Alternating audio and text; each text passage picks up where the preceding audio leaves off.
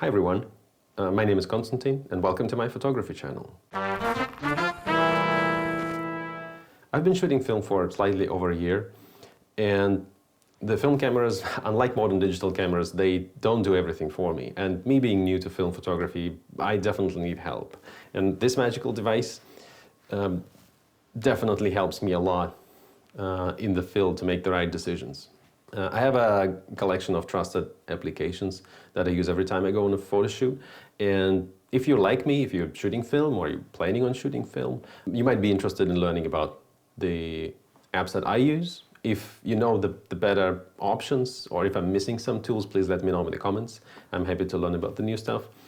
I'm an iPhone user, so the most applications will be for iPhones, but I'll put some alternatives for the Android phones as well. The number one app is Pocket Lightmate. That application I definitely use the most. I literally cannot go on a photo shoot without it. It's a paid app.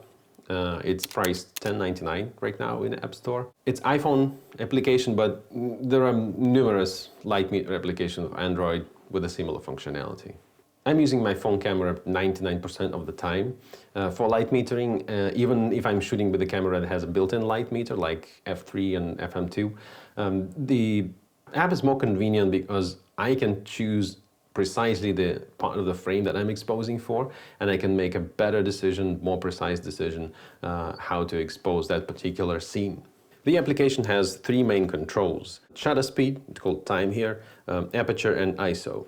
Usually I'd set ISO when I'm loading film, and then I change it the next time when I change the roll. And then depending on which parameter you set manually, the application will calculate the other one. So for example, if I set aperture to 2.8, the application will calculate the shutter speed for me. Or if I want a particular shutter speed, I can set the shutter speed to 1/60th of a second, and application will calculate the aperture. The hold feature is pretty convenient, so you can point it to your scene, do the metering, and then press the hold button, and the application will freeze and not change the parameters. And you can move your camera around, you can walk, and then you can think about how you set up your camera. So you don't have to be pointing your phone all the time in that direction to see what the parameters are. One feature that I like in this particular application is the ability to create notes.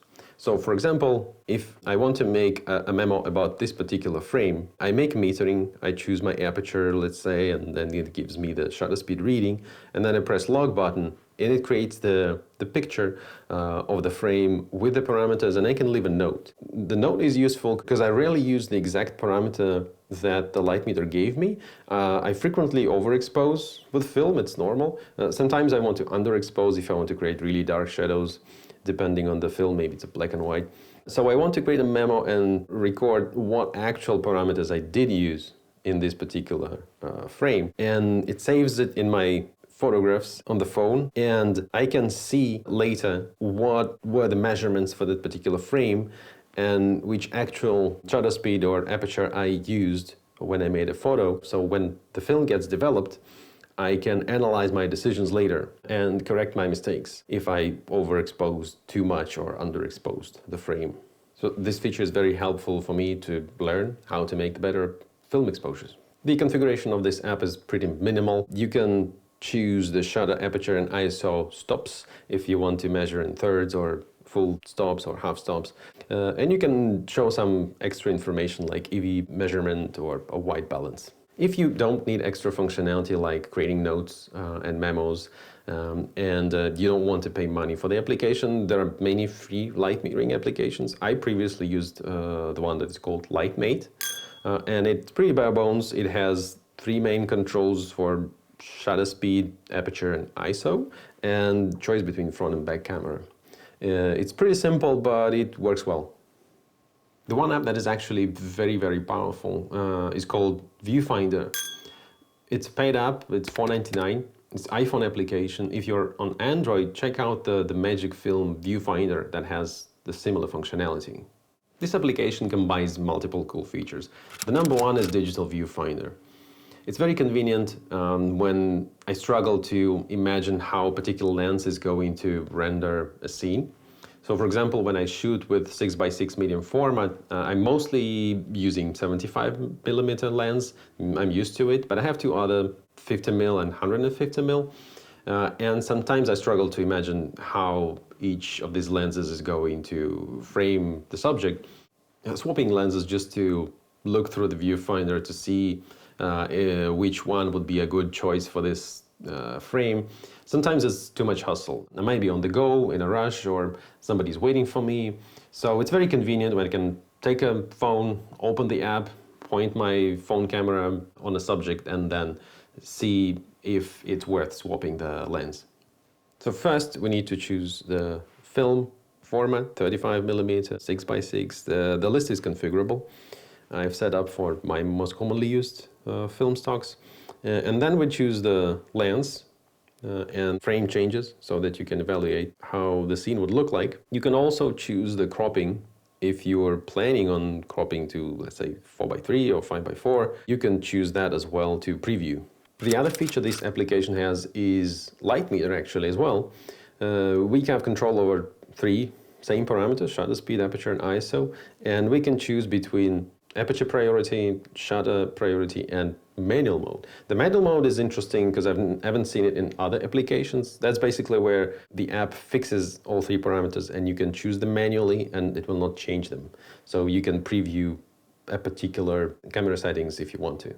This application also has the feature to create notes. You can press the shutter release button here and it will create an image, and then you can go into the gallery and you can see that particular frame, and it saves the parameters of the film stock and the lens and the light metering parameters as well. You can also add note here. The workflow is a bit more convoluted, not as streamlined as in a pocket light meter application. You don't need to go through the menus to add a note, but the feature is there and it works. The application settings are very extensive. You can edit all the menus and lists in the applications. You can choose which iPhone camera to use. There are film emulations. There's a bunch of them. There's black and white, the different film stocks like Fujifilm Pro, Velvia, Ilford, Kodak, you name it. So you can choose like a black and white, for example, and then there's a feature to add a filter. So you can apply a red filter. You can see how your black and white image with a red filter would look like. You can of course choose shutter, aperture, and ISO stops and exposure compensation. It has a histogram and RGB histogram. The application is very, very feature rich, and it can be the one application that you need for everything pretty much. You can have a digital viewfinder, you can do the light metering, you can create the notes. It's a Swiss Army knife of the film photography applications. The functionality that is not available in any of the applications that I showed you before is the depth of field calculation. This is convenient in case when you have a scene with a lot of depth and you want multiple things in focus and you need to choose the correct aperture. I'm, for example, quite familiar with apertures in 35mm frames, but when I'm shooting medium format, it's hard for me to guess the aperture if I want multiple things to be in focus. They're like a foreground, but also I want the background to be in focus. So in that case, I would use this depth of field calculator. The application that I found that I like is a DOF Slider. That's iPhone application, but there are numerous depth of field calculator applications for Android as well.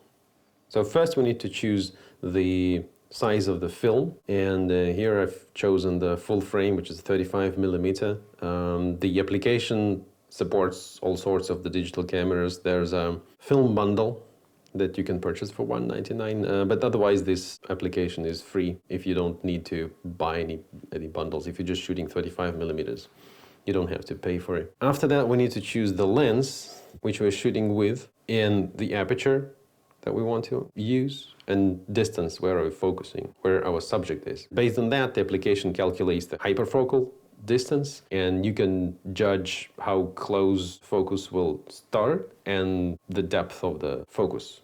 If you're into night photography, or you just like long exposures, you like the smooth water, or you like the long shutter speed on the busy street, you must know about the film reciprocity. That's the phenomenon of the film stock losing the sensitivity to the light during the long exposures. So the longer you expose the film to the light, the less sensitive it becomes. So let's say if you were metering Kodak Portra for 100 for 15 seconds.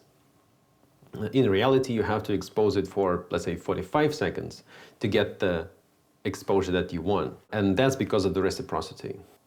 Different film stocks lose sensitivity at different rate. So if you know reciprocity factor for one film stock, it doesn't mean that it's applicable to all the other film stocks.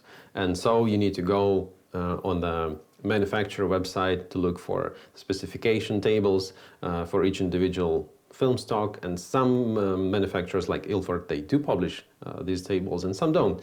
So you need to go deep into your Reddit conversations and Twitter and Flickr and so on. And even if I know reciprocity factor for the film stock that I'm shooting right now, calculating it in the field myself, it's not very convenient. So it's awesome to have one application that has all of this information for all of the film stocks, and you just need to input the shutter speed that you want, and it will give you the correct shutter speed, adjusting for the reciprocity. The application for iPhone is called Film Reciprocity. Unfortunately, I couldn't find the alternative for Android platform, but if you're aware of that, please leave the comment below. So in the application, we need to choose the film stock, let's say CineStill 800T, and then we need to input the measure, the shutter speed that we want to use, let's say 15 seconds, and the app quickly calculates the correct shutter speed, in this case 33.8, and it also says where the information about this reciprocity factor coming from. So with the CineStill, it's coming from the CineStill website, but in case of, for example, Kodak Portra for 100, it refers to a Flickr discussion. And the awesome thing is that it has a reference to that web resource, and you can go and read yourself the discussion and the manufacturer specification and stuff like that. So it's awesome to have all of that in one application. It's a really great, very simple application, very convenient if you are shooting long exposures. These are all applications that I use during film photo shoots. Please let me know in the comments what applications do you prefer? What other functionality exists out there? I appreciate you sticking around until the end of this video. If you like the content, please hit this subscribe button. It lets me know that I'm moving in the right direction and motivates me to create more valuable content for you. So thanks again. My name is Konstantin, and see you next time.